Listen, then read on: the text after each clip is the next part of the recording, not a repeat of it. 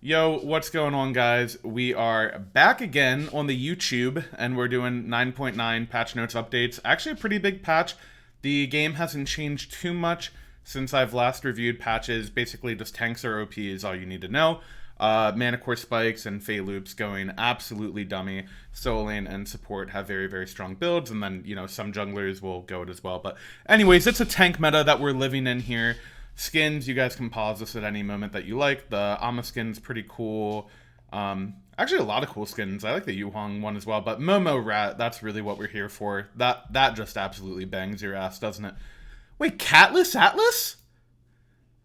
Wait, that also bangs. Okay, if he doesn't have a couple... If he doesn't meow when dashing, I'm going to be pissed. Okay, anyways. Bonus, balance, skins, whatever, etc., etc. Smite Knights, you guys can you can pause, you can read it, you got eyes, no problem. Or if you know what, whatever.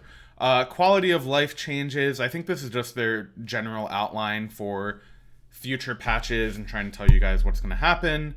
So, all that again, you can pause. I'm not going to go read everything, but just future plans, god avatars being added back, SCC avatars for all the SCC skins. This actually, or SCC teams, that's pretty cool. A lot of their logos actually go unironically dummy.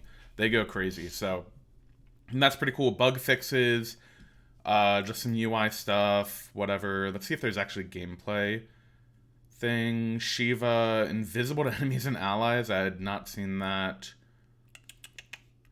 Issue where he could be grabbed by Fenrir's ultimate while mounted. Okay, whatever. Yeah, he's just immune to everything, so whatever. The rest of this, I don't really care about. These items and lower tiered items now have the proper UI to indicate they are starter items and upgrades. Okay, sure. And 9.9 update. Okay, so here we go. Here's the actual patch notes. You guys could pause at any point throughout the video. Players and Masters and Grandmasters will reset to Diamond 1 and 2750 MMR, so just a soft reset for high-end ranked. No other changes to God leaderboard, sure.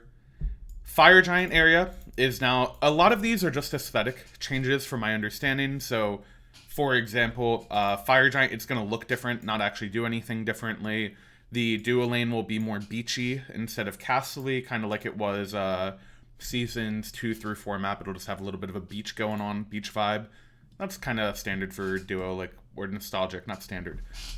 Obelisks have been rethemed, so just the actual obelisk in the jungle will look different, and the knights are being replaced with weary monsters. I think the mechanics are staying the same. Excuse me. The mechanics are staying the same. It's just like aesthetically, it's all changing. Gold Fury, this is actually a pretty decent change. Added Gold Fury into the pool of Furies that can spawn past 20 minutes. From 20 minutes and on currently, and for a while, it's only been Primal and Oni Fury.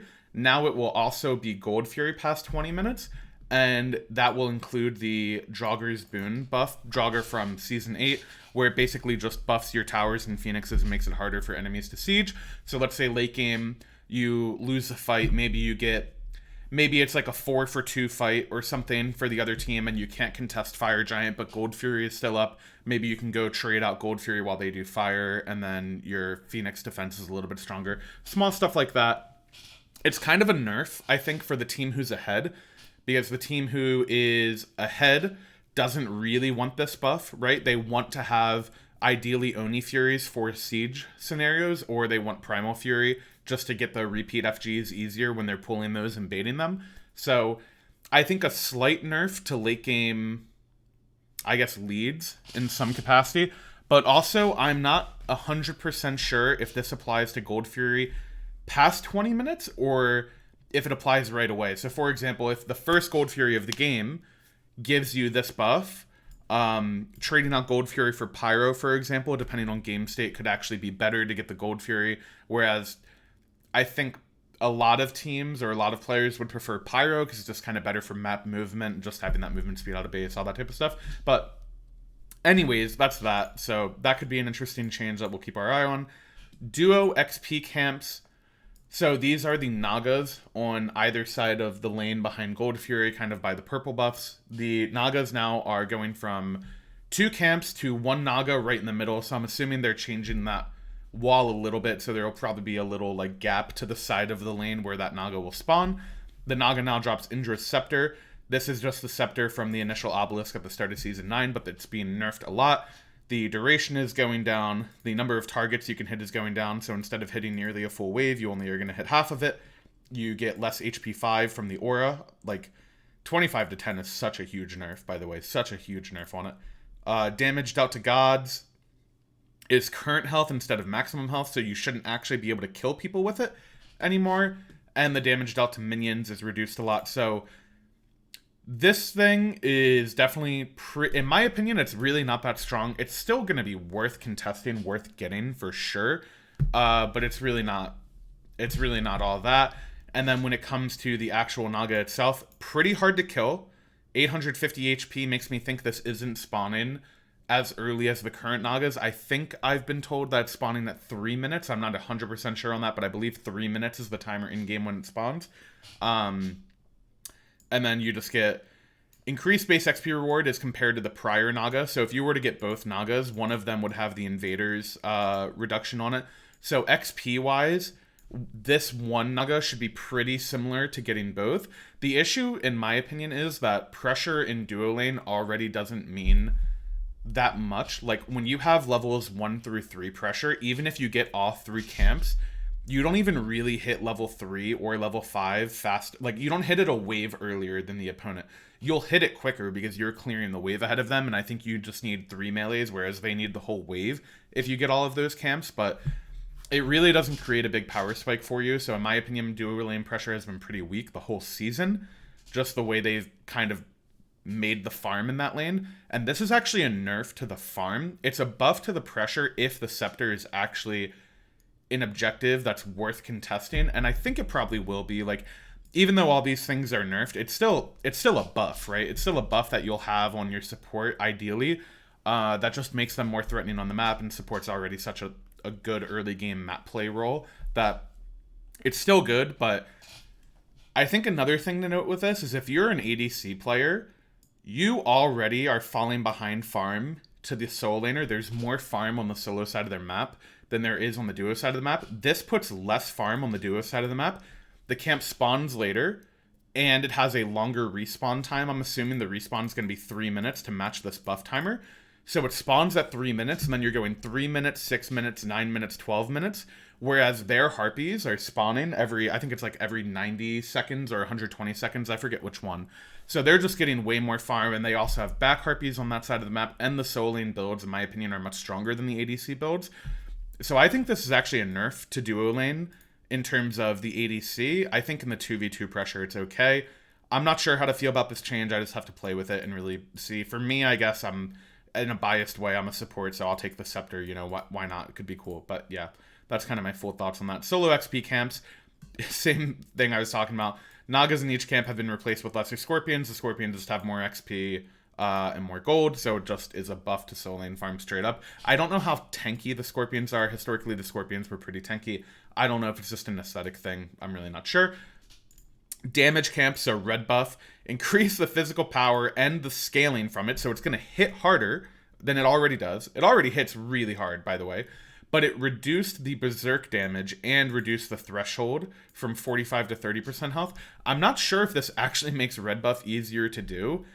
I think it will if you time your cooldowns correctly, but for the most part, I don't really understand why they want red buff to do damage to people. Like, it's like the only buff that's actually difficult to do because of the damage that it returns to you, and mages are so weak early game. I really don't understand why there's any trade-off here. I don't understand why they don't just nerf the damage red buff does. I don't understand, like, why that buff has to hit you hard. It's really weird to me, but whatever.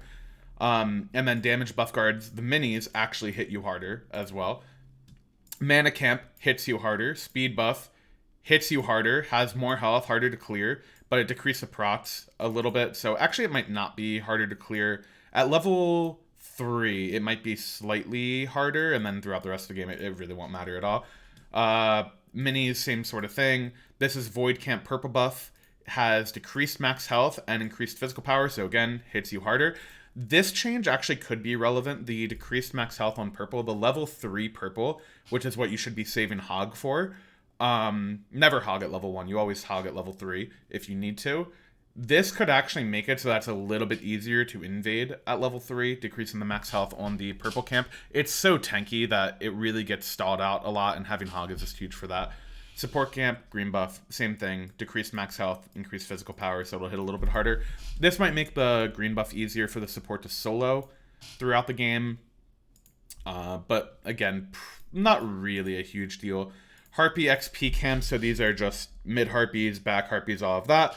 Increased damage on all of them, increased max health, so just the jungle is hitting you harder and is very slightly harder to do, with the exception of duo lane buffs and duo lane starts. Item changes, all mage flat pen items have gone from 12 to 15 ever since patch 9.5, where the time to kill basically got increased across the board, right? Everybody got more health, everybody got more base magical protection. These items have been awful, but Divine especially has been kind of mandatory because healing is so potent in the game. Hopefully this makes it feel a little bit better to build. In the past, when you would see flat pen buffs like this, you'd see characters like Thoth and Raijin kind of go crazy because they have so much early game damage and poke potential that they could just 100 to 0 people, especially tanks they were really threatening to. It's hard for me to tell whether that will be the case now because everybody's base magic procs went from like 20 or 15 before to now they have like 45 at level 1 or 40 at level 1.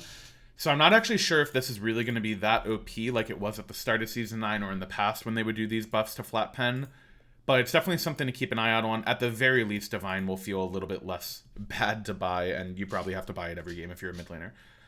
Bobble, decrease the protection debuff from 15 to 10%. This item's been made so that's not good on tanky characters that were originally abusing it.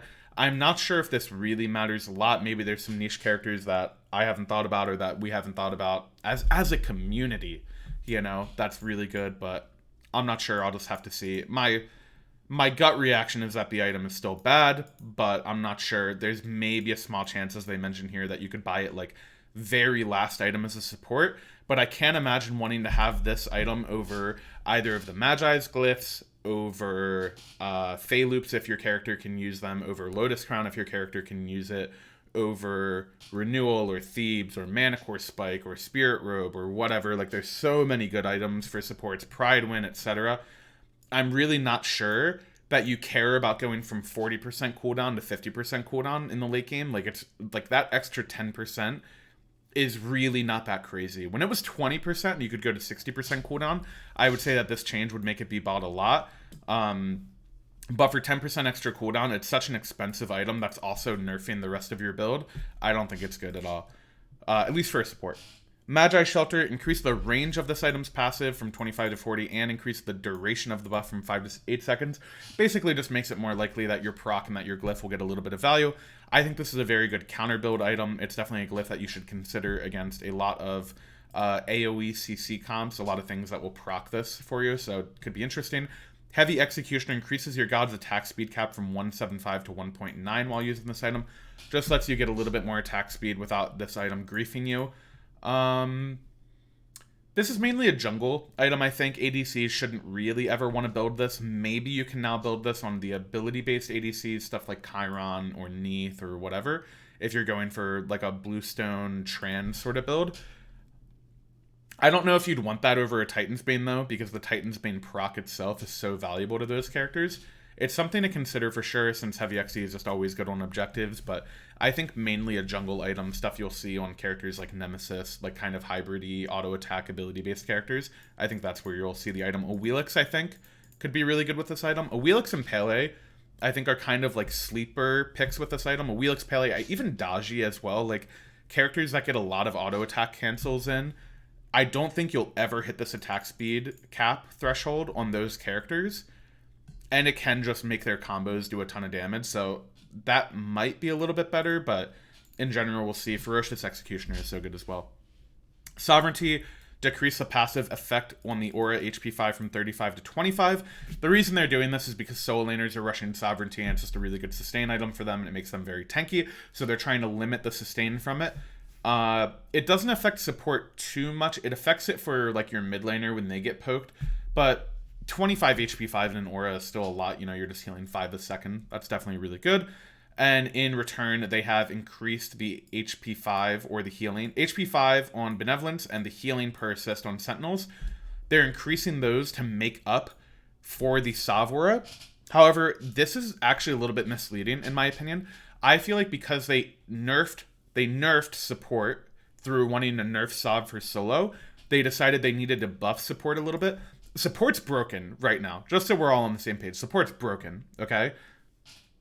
These buffs, I actually think are just a straight buff to support. This isn't a trade-off, because I don't even think Sav is, like, that great of an item. It's good, and you can build it, but we have so many other items that are so valuable and so much better to build, in my opinion, especially in the early game. Sav is really good if you're against, like, 4 Fizz. You should just snap rush it. But other than that, you're building a lot of Mail of Renewal, a lot of Spikes, a lot of Thebes, that type of stuff. This is basically, like, this is a huge buff to your laning phase, for the record. You're healing 18 more on a wave, which doesn't sound that crazy, but over the course of the laning phase, that's a couple hundred health, you know? It's like having an extra health pot if you go Sentinels, which can make a huge difference on whether you can invade or not, or how long you can stay, if you can actually stay out of base the whole time to get your, like, full Thebes on your first back, that sort of thing. This could actually make a pretty significant difference, even without you not really realizing it. And then same thing for Benevolence, just having 3 more HP 5 throughout the game, when you're just poke trading in mid and you're just contesting objectives and you're just camping, like, or you're tanking camps for your teammates, like, this healing really adds up a lot. And if you're already not building Sav that much, you're just getting buffed no matter which starter you go. War Flag also got buffed. Don't buy War Flag, it's just worse than the other two. It just is. Like, you get behind in gold, your aura, your late game upgrade is worse than both of these. Not worth. But they did buff it, so if you're in arena, assault main, whatever, that shit does go dummy. Soul Eater, increase the stacks it takes to evolve the item from 75 to 100 and decrease the passive ability lifesteal from 25 to 20. Again, very similar to Sovereignty. This is just nerfing Soul Laners' first items. A lot of physical Soul Laners will either go first item Soul Eater or first item Sovereignty. Soul Laners extremely busted right now, in my opinion. Just slowing down this power spike that they get. The 25 stacks doesn't actually take that long because you get 12 stacks per wave because you get it off enemy creeps as well. Or you get it off your opponent clearing your creeps is what I'm trying to say. So off the enemy clearing stuff around you, you still get the stacks. So you'll still stack this item very quickly. The healing will still be good. They're just tweaking it a little bit. This item still gives 10% CDR and 10% pen and just gives you sustain, right? So it's still really good, but a little bit less oppressive and a little bit less quick to get online. I think is a good change. Blackthorne Hammer increased the power from 25 to 30. I think this doesn't matter at all. I think this item is really bad. I think it's still really bad.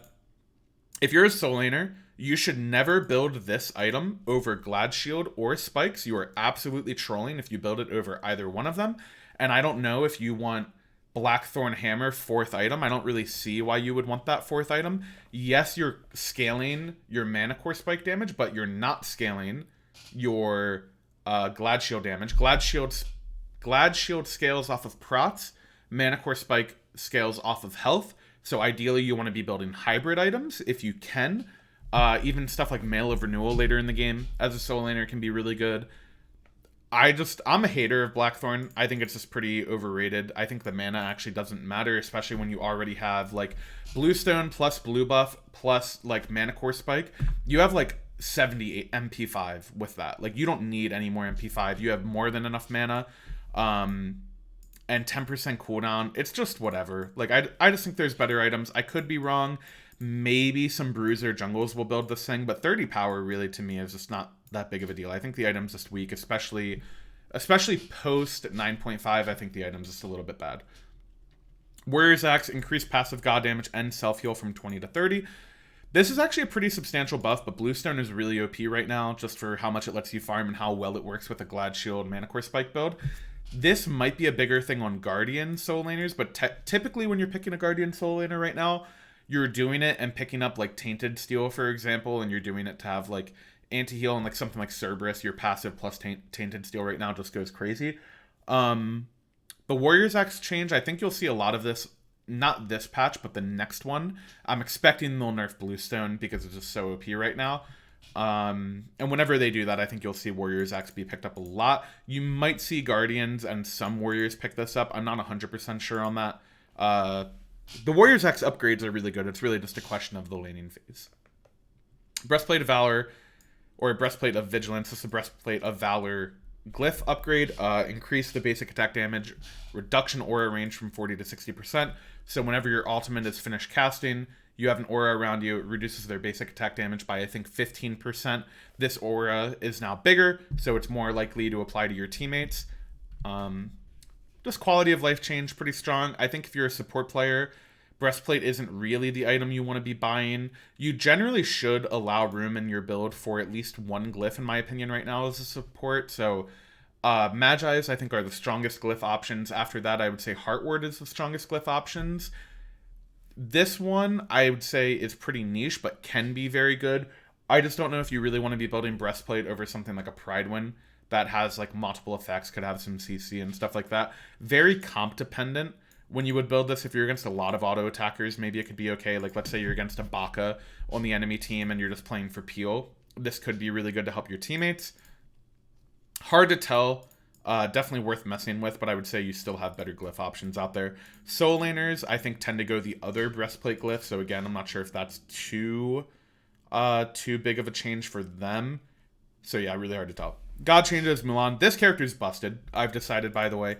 She fits the soul lane build so well, and she just keeps getting buffed over and over and over and over. It is crazy. She now just gets 25 more damage on her at all ranks on the last shot, and then her grapple, decreasing this cooldown to a flat 14 seconds is such a big buff for her early trading, and for how quickly you can get it leveled up and online. She just has been getting small, or honestly just big buffs for like 2.5 years now.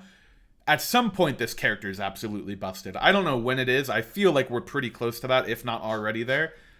But Mulan definitely has so much base stats, like on her kit. It is really nuts. Nike decreased her cooldown from 15 seconds to 15 to 13, so scales down on her too. Generally, you level this ability after your rend, your first ability. So, pretty decent. Helps her trade a little bit more. Helps her have that in the late game team fight a little bit more to block enemy ADCs. Could be good. Nike's always a god where she just gets like one little small buff and people are like, oh yeah, I forgot about Nike. And then they play her and then, you know, she gets played a good bit, makes people get Sunder for her. Then people fall out of favor with her and then people forget to build Sunder and then she comes back. You know, just never ending cycle. You'll probably see some Nike after this change for sure. Aquang, increased magical power scaling. Whoa. On the second and third hits of the hit chain from 50 to 75, his auto attacks just hit harder. Helps his clear. That's pretty solid for him. Written as, this is just how they write the swing times, just how they changed it. Increased magical power scaling from 40 to 50% on his 3. These actually could be bigger solo lane buffs than they could be in jungle, I think. I think as a jungler, he just has a lot of issues. His ult can bug and not even execute people even when they're on threshold. He doesn't really have any CC. He's very easy to counter with items like Crusher, like Bluestone, like Erendite. Very hard for your stealth to actually be useful or get you out of any situations. So I don't really see him as a very strong character right now. If there was a meta where like Vamp Shroud is really good in solo lane, maybe these buffs help him clear and box. He's really not bad with that type of stuff. But I'm pretty skeptical. Owelix increased the duration of your physical power buff from 2.5 to 4 seconds. So whenever you hit an enemy first, so you're out of combat, if you hit them before they hit you, you get a physical power buff. Just 1.5 more seconds on that. Pretty reasonable, honestly. You should be able to get your full combo off, right? Use both of your abilities, get a bunch of auto attacks in, and get this full buff value. Pretty decent. And then Gravity Surge decreased the cooldown from 90 to 70 to 80 to 60. The base on this is actually a really big deal. This means that you can get 2 ults in per beads timer, right? Their beads are 170 seconds. Your ult was 90, so it'd be 180 seconds for 2 ults. Now it's 160. It's not really that likely that you're ulting people off cooldown like that. The point is that it's more rewarding for you to just keep putting people's beads on cooldown, right? It's really easy for her to have a counter matchup into characters like Uller, for example, who don't have in-kit CC immunity and really rely on their jump to get away. There's also a lot of support characters who can proc like knockups and knockbacks for her. So Owelix has been out of the meta for a little while. I think she's been pretty weak post 9.5, but I think there's been a lot of item changes. I think Crusher got buffed a patch ago. We saw Heavy Xe could maybe be good on her, and that got buffed this patch. and now Awilix is also getting a buff. I think you'll see her at least as a counter pick option, which is really what Awilix wants to be. She still has her problems in the mid to late game, but this should make her feel a lot better, and she is such a strong early game character, and then she can transition it really well if she gets some kills, so could be interesting. Naja, these buffs are ridiculous on Naja. They are absolutely freaking nuts. 20 more damage on the sash at all ranks and 12 seconds on this cooldown. This is so crazy. Like, a 12-second cooldown on a stun, that the range on this thing is like 65 or something. Most range stuns are like 55 or whatever. Like, it outranges most jumps, most escapes, okay? So you have such an easy time following people after they try to get away from you. It's a shorter cooldown, and it does more damage, and the stun doesn't DR. Like, Sash is so OP, such a strong CC if you land it. And then Windfire Wheels, and when you land after getting someone up in the air from a Naja, you get procs. They're increasing the amount of procs that you get, and they're making it so that you get the procs even if they beads it, cleanse it, or if you miss. So now, if you miss your ult on Naja, it's way less punishing. It's less likely for you to just get absolutely farmed for it. Or when you sash in, and then they beads everything, you can still sit there and fight because you just have a ton of procs. This is such a... 30 procs, guys, at level 5 is so broken. Okay, 30 of each protections at level 5 is like having a full defense item built on you just for free from your ult. And it's for 4 seconds. Naja is going to be so OP in the early game on this patch. Genuinely might be broken how OP this character will be. I don't know if you play play Naja in support, if you play him in support. Probably a better jungler, but I think there's a chance you could play this in support. The stun cooldown going down, your base damage is higher, so you don't have to scale into it, and now you get procs. I think I could see Naja support being a thing. Really good with spikes. Really good with Glad Shield if they don't nerf that. Definitely could be like kind of crazy. So huge Naja buffs. Susano, any arena main or anything, you're going to be a little happier because he is being nerfed outside of Conquest. Minus 5% god damage, longer ult cooldown, longer non-ult cooldown. I don't know why they didn't just do 5% longer cooldowns, like in general. They listed it twice, but whatever, maybe just to stay consistent. Wind Siphon, this is his 2. 15% more scaling. This ability does a lot of damage, by the way. It's really sneaky. I think it's like 290 base damage at 75% scaling. He does a ton of damage on his combos. And then increased initial base damage when refiring Typhoon. So if you just insta-fire your ult from 175 to 195 and then 375 to 395. So just 20 more damage guaranteed on his ult. And then increase the base damage on the fully charged from, just the same, just 20 more damage at all ranks. 10 second less on the cooldown, pretty big deal as well.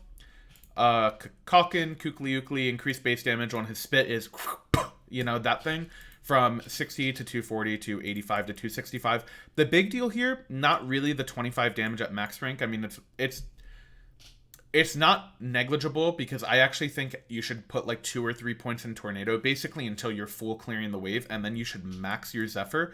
That's where a lot of your burst is. Polynomicon also got buffed. Poly is a super good item on Kakalkin. Just a ton of burst off of your ult and off of your 1. It's really easy to combo just one auto attack because you're tending to play Kakalkin with frontliners who have a lot of setup for him. So Poly's been buffed, and now his 1 has been buffed, and the early game damage, 60 to 85 damage in the early game.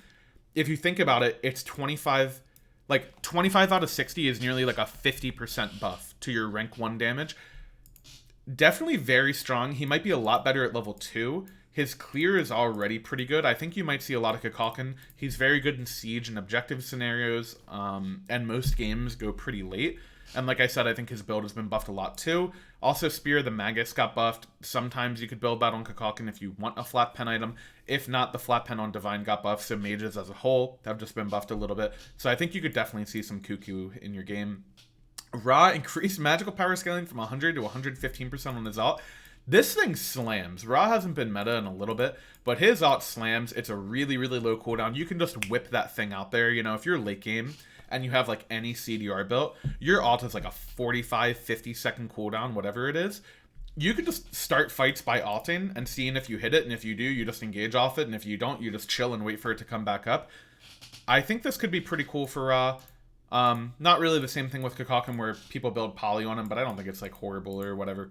Just kind of a sneaky change. Maybe you'll see raw healing is pretty good right now, but divine also got buffed, so you never really know.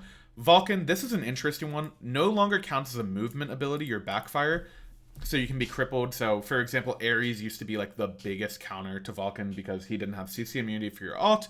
You could use your 3 to immune his meatball, and then you could chain him so he can't backfire or anything like that. So Ares used to farm this character a little bit less now. To me, this change is a little bit weird. Like, I don't really understand why this is different than like Lancelot dashes or Achilles dashes, you know, where it's just like a small movement ability. I think the argument is that Vulcan has slightly less control of it and he wants to do damage, so the movement direction is not as free as Achilles or Lancelot, where they can kind of choose where they juke and also do the damage consistently. It's a little bit weird. The turret duration or the turret cooldown and the mana is kind of just like a quality of life thing. He'll be really good at clearing red buff. Turret's is really good for early game camp clear anyways. This will be pretty OP in duel, actually. Vulcan's a pretty good dueler, especially with this cooldown going down. In Conquest, it's hard to tell. I don't think Vulcan has that much going for him, but he is a really good mage when you get to free cast. But I think if you're going to play a character with no CC immunity, I don't think you're going to pick Vulcan over something like a Merlin, but it depends. Like, for example, Naja got buffed, right? Vulcan, Kakalkan, and Ra, these are all 3 like historically follow-up mages, actually Cilla as well. All 4 of these mages that get buffed have huge synergy with Naja that got buffed in the same patch. You'll see Naja a ton, and I think it's worth trying all of these mages with Naja on your team and seeing how they feel. I think there's a lot of merit to playing any of them. So yeah, that could be interesting. I guess Oposh, that's another Naja mage potentially. So yeah. Cilla, her crush now applies the max rank debuff of 15% magical protection reduced for 1 second. Pretty sick for your team, honestly. It doesn't really affect your damage that much, but it's just a slight buff to teammates. I think Scylla's early game is really, really awful right now. If you saw that get buffed a little bit, you might see her a little bit more. But Flatpen did get buffed again, so maybe that does help her early game. And then on top of that, Poly is good, and Poly is definitely a Cilla item. I think these other characters are just better if you want to play that playstyle. Her clear is just really bad. Her red buff clear is really bad. Her cooldowns are long. She is a very safe mage that is very good versus frontliners, though, and tanks are really OP. So maybe there's some reason to play Cilla, but I really don't think you should play Cilla. Oposh, this character's been OP. We've known he's been OP. Nobody listens. Nobody realizes it. This character's been broken all season. He's been the best god in the game all season. Nobody wakes the fuck up and realizes it, though. Fleeting Breath, 30 damage, 30 to 50, going from 30 to 70, so more scaling on your 3. You should max this ability second after your 2, after your Corpse Explosion anyways. 20 damage per tick max rank is a huge, huge buff. Especially, like, even without them proccing it with extra healing, right? Proccing the bonus damage. Definitely pretty decently significant, but the bigger change is the alteration. Another second on this thing, it's so annoying when you're sieging or playing objectives against this character. This is where he is, like, very, very oppressive. This is such a huge buff to him in those scenarios. Again, Oposh definitely has his weaknesses. He is pretty mana intensive. His early game isn't the greatest. His clear is actually okay, but his cooldowns can be a little bit long if you're not picking up your corpses, so your ability to clear and fight is pretty weak. And then also you're just an immobile mage without a CC immune alt, and tanks are really strong. He can be very good versus tanks in the mid to late game, but his early game damage versus tanks is really, really lackluster in my opinion. He does, however, have a lot of in-kit anti-heal. You can just get full anti-heal on your kit alone without even needing to build Divine Ruin, so his build curve, I think, is actually very good. Even though Flatpen got buffed, I don't really think you ideally want to build it if you don't have to. So Oposh's build curve is actually really good. He applies a ton of anti-heal on his own, so he's very good against like Mail of Renewal, Meditation, supports, that type of thing. There's kind of reasons to pick him as a counterpick god, but I don't... There might be a time this year where you see him just be actually meta and be really broken, but I'm not sure. Kuzambo, updated description, true hard to see. Okay, just making it more like consistent with the CC changes and DR changes they've made this year. Increase damage after the first spin from 50 to 60% scaling. Decrease the decrease from 50 to 40%. So he just does more damage. And then he now gains 10% damage mitigation after the ability. That and his passive is a ton of damage mitigation. Kuzambo, in my opinion, is pretty weak just because I think Thorns is so weak. Generally, you want to see him build Thorns because the combination is just so oppressive against carries. I don't know. There's some bugs with Mana Core Spike where like knockback effects don't actually give you a spike. I don't know how that applies to his ult and his 3, and how consistent or inconsistent that is. It's worth testing. In my opinion, I like to play this character when carries I think are really, really strong. And as a counter pick who's like generally like a pretty safe tank who can be really annoying for them. I kind of think the meta is like the other way around a little bit, where I think the tank is really oppressive and having characters who have a lot of utilities or help your carries is a little bit more valuable than just like a counter pick like this. But I don't know. The other side of that coin is like, if this character is pretty hard to counterpick and you're really annoying for the carries and you get ahead, you're just super, super oppressive. Really hard to tell. Again, kind of like Cilla, it's like a small buff that maybe will make him see play, and maybe we've been underrating this character, but I'm skeptical. Rama increased base damage, done to targets beyond the first from 75 to 80%. So the cleave damage is increased by 5%. That'll help his clear a lot. And then decrease the mana per shot from 20 to 15 again. Just a lot of that's for the laning phase. It doesn't come into play as much later in the game. And then increase base damage from 180 to 540 to 190 to 550. 10 more damage on his ult, just a slight revert. 10 more damage per shot, and then the shot scale, you know, like it's increased damage on the second and then more increased damage on the third. So, again, kind of hard to tell. Rama, if his laning phase is good, then he can definitely be a very, very strong team fighter, and having a hunter who can hit the enemy backliner is really, really nice. He has a lot of counter picks that are in the meta that really hurt him a lot, though. So I think that's the main concern with Rama. A lot of like fighting ADCs or a lot of like lane dominant ADCs are pretty meta. That he specifically doesn't have the greatest matchups into. Artemis is like pretty good. He's not good into Artemis. Cupid is good. It's kind of a 50-50 matchup. But generally, Rama's a little bit more unsafe than Cupid is if you trade your alts. And Cupid's probably the best ADC right now, at least in like a blind pick scenario. And then Theranos is also being buffed, and I believe that's also a good matchup in a Rama. Even a character like Scotty and Chiron, I believe, kind of farm this character, and they're both very, like... Chiron's definitely just really good. Scotty is kind of a niche pick, but I think Rama's kind of hard to pick, but if you can get a good spot for him, he can be really good. And then Kurtanos... 10% buff on his passive is really, really sick, especially for buff clear. We saw at the start of these patch notes that the purple buff was actually easier to kill. It's 75 less health. If you can get lane pressure with Kurtanos and walk to their purple buff, you'll clear it really, really quick with this buff, along with just your Bramble Blast. 10 more damage on the base, as well as the dot ticking for 2 extra. This character could actually be really strong in a lane pressure scenario, and again, like... the camp's going to that single Naga for the Injure Scepter.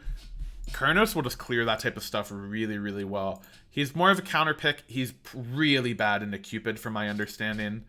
And again, Cupid's really strong, so you have to be picky where you pick these characters, but in the right scenario, could be really good. Kurtanos actually has a lot of burst against tanks if you can get to that point, but tanks can also absolutely farm you because you have no CC immunity, your dash is pretty short, all that type of stuff. So anyways, interesting patch notes. My main takeaway is seeing what happens with the dual lane changes with the Interceptor Naga, and then the Naja buff is pretty crazy.